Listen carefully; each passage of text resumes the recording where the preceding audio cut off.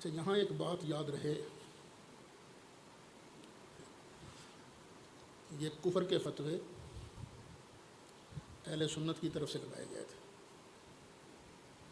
یا لدھیانہ کے علماء نے لگائے تھے؟ دیوبند کے علامہ رشید احمد گنگوئی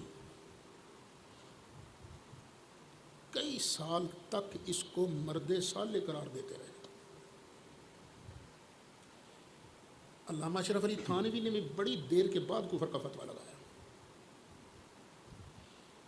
یہ تو آپ کو کہتے ہیں نا، علماء لدھیانہ تو مناظرے کے لیے پہنچ گئے تھے گنگوئی صاحب سے، باقاعدہ کتابیں لکھی انہوں نے، اس حدیث کو تم کیوں مرد صالح قرار دے رہے ہو؟ اتنے نہیں، تھوڑے تھوڑے، جس طرح کہ عام، یعنی وہ ڈٹ جانے والے تھے۔ یہ بات آپ کے ذہن میں رہنی چاہیے۔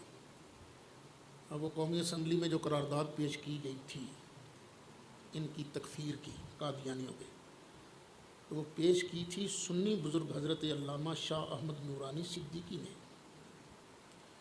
آج یہ خام کا جھوٹ بول دیتے ہیں، جو مفتی محمود صاحب نے پیش کی تھی، مفتی صاحب نے دستخط کیے تھے، پیش نورانی صاحب نے کی تھی۔